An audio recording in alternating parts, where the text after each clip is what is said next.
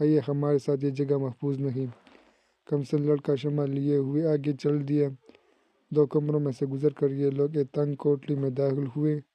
نوجوان نے اس کوٹلی کے ایک کونے سے پتھر کے فرش کی ایک سل اٹھائی۔ سل کے نیچے ایک شگاف تھا جس میں سے ایک آدمی بآسانی نیچے اتر سکتا تھا۔ اس شگاف سے لکڑی کی سیڑھی نیچے اترتی تھی۔ پہلے کمسن لڑکا اور اس کے بعد طاہر اس سیڑھی سے نیچے اتر کر ایک تہخانے میں داخل ہوئے۔ سب سے آخر میں نوجوان نے سیڑھی پر پاؤں رکھ کر اوپر کا شگاف اسی سلک سے بند کر دیا۔ طاہر تہخانے کے ایک کونے میں آگ جل رہی تھی۔ فرش پر ایک خوبصورت قالین بچھا ہوا تھا اور ایک طرف 3-4 پوستینیں بڑھی ہوئی تھیں۔ نوجوان نے طاہر کو بیٹھنے کا اشارہ کرتے ہوئے کہا، آپ کو بھوک لگ رہی ہوگی، ہمارے پاس گوشت کے چند سوکھے ٹکڑوں کے سوا کچھ نہیں۔ مجھے آپ کے ملازم کے تھیلے سے کھانے کو بہت کچھ مل گیا تھا، اس وقت مجھے آگ سے زیادہ کسی شے کی ضرورت نہیں۔ یہ کہتے ہوئے طاہر نے اپنے موزے اتار کر آگ کے سامنے پاؤں پھیلا دیا۔ کمرہ کافی گرم تھا۔ طاہر بیٹھے بیٹھے لیٹ گیا۔ تھوڑی دیر بعد وہ گہری نیند سو رہا تھا۔ نوجوان نے اٹھ کر اس پر پوستین ڈال دی۔ ایک میٹھی اور دلکش آواز سن کر طاہر نے آنکھیں کھولی اور پریشانی کی حالت میں اٹھ کر بیٹھتے ہوئے کہا، میں کہاں ہوں؟ وہ پھر شمع کی روشنی میں جگانے والے نوجوان کو پہچان کر اپنے سوال کا جواب انتظار کیے بغیر بولا، کیا صبح ہو گئی؟ نوجوان نے جواب دیا، اب تو دوپہر ہونے والی ہے۔ آپ بہت دیر سوئے ہوئے ہیں لیکن ابھی تک کافی اندھیرا ہے۔ آپ اس مقام کے تہخانے میں ہیں، دن کی روشنی یہاں تک نہیں پہنچتی۔ طاہر کی آنکھوں سے نیند کا خمار آہستہ آہستہ اتر رہا تھا لیکن گزشتہ جسمانی قوت کا اثر ابھی تک باقی تھا۔ اس نے کچھ سوچنے کے بعد کہا، رات کے وقت آپ سے بہت کچھ پوچھنا چاہتا تھا لیکن مجھے اچانک نیند نے آ دبایا۔ اب آپ بتائیے، آپ یہاں کیا کر رہے ہیں؟ اور آپ کا نوکر آپ کو چھوڑ کر کہاں جا رہا تھا؟ میرے خیال میں یہاں ٹھہرنا بہت خطرناک ہے، ہمیں بہت جلد یہاں سے نکل جانا چاہیے۔ نوجوان نے جواب دیا، میں بھی آپ سے بہت کچھ پوچھنا چاہتا تھا لیکن یہ اچھا ہوا کہ آپ کو پورا نیند آ گئی۔ میرے والد اس شہر کے حاکم تھے۔ سلطان کی شکست کے بعد آس پاس کی دوسری بستیوں کی طرح اس شہر میں بھی خوف و ہراس پھیل گئے اور لوگ اپنے بال بچوں کے ساتھ بلخ، بخارا اور سمرقند کی طرف ہجرت کر گئے۔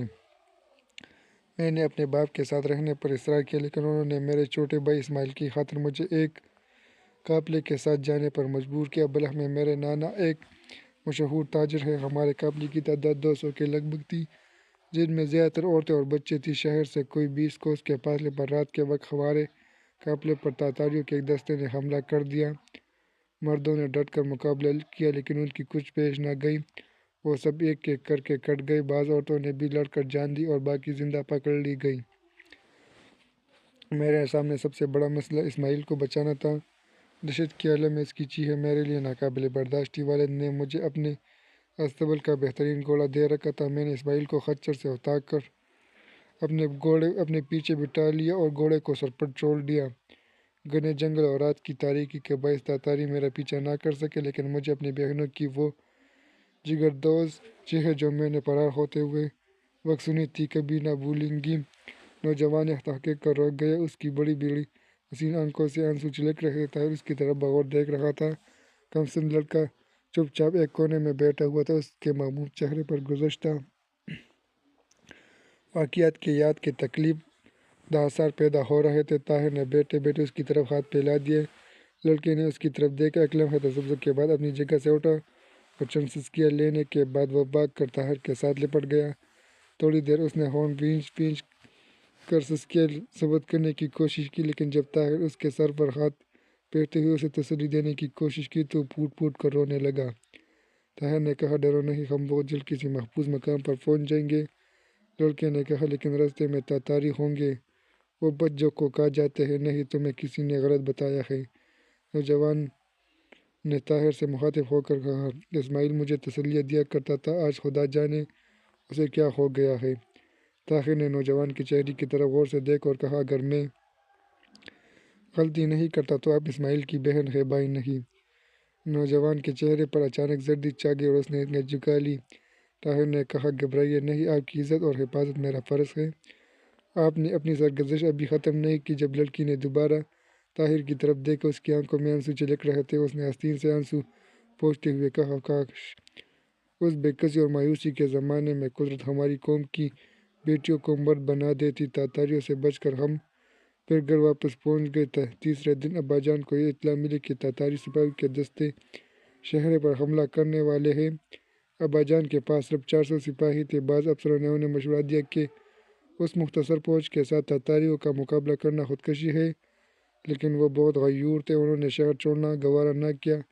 ابا جان کو جاسوسوں کی بدولت یہ معلوم ہو چکا تھا کہ اس شہر کا رخ کرنے والے تاتاریوں کی تعداد زیادہ نہیں، اور انہیں یقین تھا کہ وہ چند دن تک انہیں شہر سے دور رکھیں گے۔ اتنی دیر میں بلخ یا سمرقند سے کمک ضرور پہنچ جائے گی، لیکن پوکن کے متعلق جو افواہیں مشہور ہو رہی تھیں انہوں نے شہر کے لوگوں کو بہت بددل کر دیا تھا۔ بعض افسر ابا سے یہ کہتے تھے کہ سلطان نے تیمور ملک کو کوئی کمک نہیں بھیجی، پھر آپ کیسے مدد کی توقع رکھتے ہیں؟ ابا جان کا آخری جواب یہ تھا کہ میں اپنا فرض پورا کروں گا۔ شام کے وقت انہوں نے فوج کو حکم دیا کہ وہ صبح شہر سے باہر نکل کر تاتاریوں کا مقابلہ کرے، لیکن صبح تک تقریباً 200 سپاہی شہر چھوڑ کر بھاگ گئے، یہاں تک کہ ہمارے محل کے ملازموں میں سے بھی اکثر نے بھاگنے والوں کا ساتھ دیا۔ صبح کے وقت رخصت ہونے سے پہلے ابا جان نے پہلی مرتبہ ہمیں اس تہھانے کا خفیہ راستہ بتایا اور علی کو ہمارے ساتھ چھوڑ دیا۔ علی ہمارا پرانا ملازم تھا۔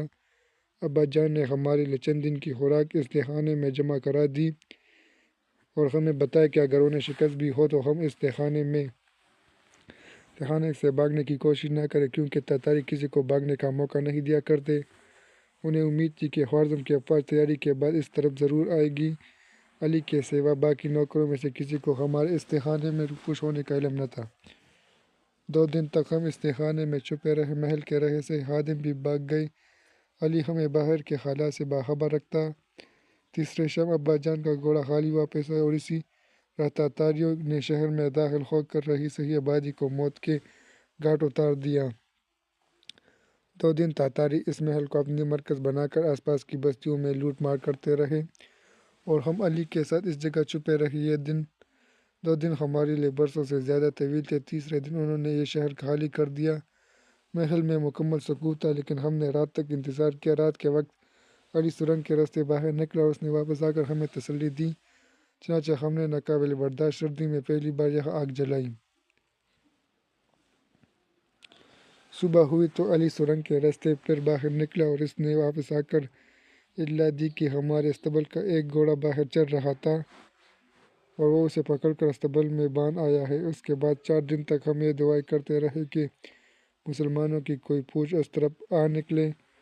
پرسوں رات ہم نے یہ فیصلہ کیا کہ کل صبح اس مقام کو خیر باد کہہ کر بلخ کی طرف روانہ ہو جائیں گے۔ ممکن ہے کہ راستے کی کسی فوجی چوکی سے مدد مل جائے، لیکن پچھلے پہر برف باری کے آثار دیکھ کر میں نے سمرقند کے گورنر کے نام یہ درخواست لکھی کہ ہمیں یہاں سے نکال کر بلخ پہنچانے کے لیے فوج کا ایک دستہ بھیجا جائے۔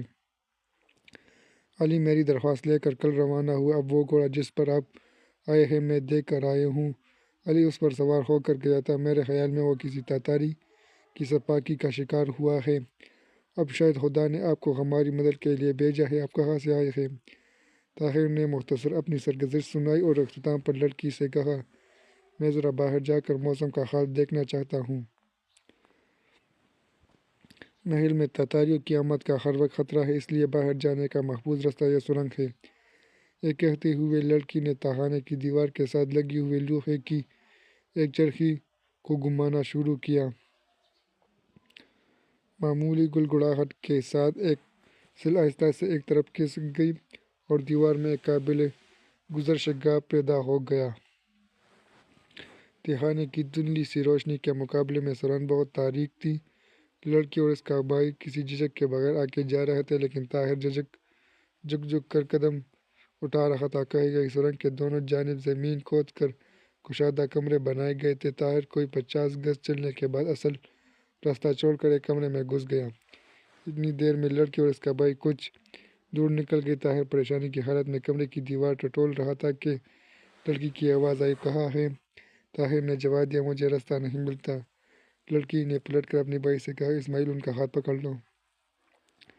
اسماعیل نے طاہر کا ہاتھ پکڑتے ہوئے کہا، میرے ساتھ آئیے، میں تاریکی میں دیکھنے کا عادی ہو چکا ہوں۔ طاہر نے کہا، ان کمروں میں اچھی خاصی فوج رہ سکتی ہے۔ لڑکی نے جواب دیا ہاں، لیکن کاش ہمارے پاس کافی فوج ہوتی۔ ایک جگہ پہنچ کر لڑکی رک گئی اور اس نے کہا اب ذرا سنبھل کر چلیے، آگے چشمہ ہے، اسماعیل تم میرا ہاتھ پکڑ لو۔ تینوں ایک دوسرے کا ہاتھ پکڑ کر چند قدم آگے بڑھے تو تاریکی کم ہونے لگی۔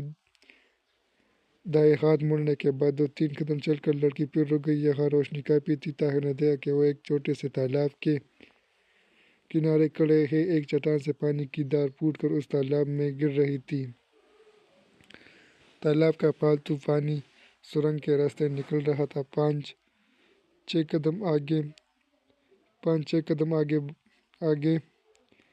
آگے یہ سرنگ ختم ہو جاتی اور یہ حصہ بہت تنگ تھا۔ پانی کی گہرائی 1 بلٹ سے بھی کم تھی۔ لڑکی کی تقلید میں اسماعیل اور طاہر ابھرے ہوئے پتھروں پر پاؤں رکھ کر آہستہ آہستہ چلتے ہوئے سرنگ سے باہر نکلے۔ ان کے سامنے درختوں سے ڈھکی ہوئی گہری اور تنگ وادی تھی۔ برفباری تھم چکی تھی لیکن مطلع برآلود تھا۔ درخت، پتھر اور زمین کی خرشیں برف سے ڈھکی ہوئی تھیں۔ سرنگ سے نکلتا ہوا پانی ایک چھوٹی سی ندی بناتا اور سنگریزوں سے جا ٹکرا کر ایک دلکش نغمہ پیدا کرتا ہوا اس تنگ وادی کے درمیان ایک بڑی ندی سے جا ملتا۔ طاہر تھوڑی دیر کے لیے ایک دلکش منظر میں کھو گیا۔ اس نے اپنے ساتھیوں کی طرف دیکھا۔ تھوڑی دیر کے لیے نادانہ طور پر اس کی نگاہیں لڑکی کے چہرے پر مرکوز ہو گئی۔ وہ حسین تھی، شبنم میں دھلے ہوئے پھول سے زیادہ حسین۔ مصور فطرت نے برف کا حسین مجسمہ بنا کر اس میں گلابی رنگ بھر دیا تھا۔ حزن و ملال نے اس کا چہرہ بادل کے ہلکے سے نقاب میں چھپائے ہوئے چاند سے زیادہ دلکش بنا دیا تھا۔ لڑکی منہ پھیر کر بے توجہی سے اپنے بھائی کی طرف دیکھنے لگی اور طاہر کے منہ سے بے ساختہ یہ الفاظ نکل گئے تمہارا نام کیا ہے؟ ثریا، اس نے جواب دیا اور پریشان ہو کر طاہر کی طرف دیکھنے لگی۔ اس کی نگاہیں یہ کہہ رہی تھیں دیکھو میں تمہاری پناہ میں ہوں لیکن غیور باپ کی بیٹی ہوں۔ طاہر نے اپنے جسم میں ایک کپکی محسوس کی اور منہ پھیر لیا۔ کچھ دیر سر جھکا کر سوچنے کے بعد وہ بولا مجھے بہت جلد بغداد پہنچنا ہے لیکن اس سے پہلے میں آپ کو بلخ پہنچا دوں گا۔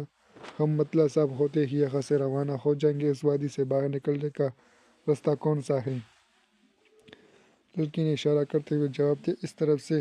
سامنے کی پہاڑی عبور کرنے کے بعد طاہر نے جواب دیا اگر سورج نکل آئے تو ہم کل روانہ ہوں گے۔ لڑکی نے آسمان کی طرف دیکھا اور کہا ابھی شاید اور برف پڑے۔ طاہر نے کہا آپ تھوڑی دیر یہاں ٹھہریں، میں اوپر جا کر دیکھ آؤں۔ شاید کیا؟ لڑکی نے پوچھا۔ کچھ نہیں، آپ کا خیال ہوا کہ شاید مسلمانوں کی فوج نظر آ جائے؟ میں بھی صبح و شام یہی خواہش لے کر اس پہاڑی پر جایا کرتی تھی۔ طاہر نے کہا آپ کا تہخانہ تو کافی مضبوط ہے لیکن کیا بستی کے لوگوں میں کسی کو بھی پتہ نہ تھا؟ ثریا نے جواب دیا نہیں، اس وادی کے گرد ہمیشہ پہرا رکھا جاتا۔ ابا جان نے یہ تہخانہ اور سرنگ دکھائی تو مجھے احتیاط کی وجہ معلوم ہوئی۔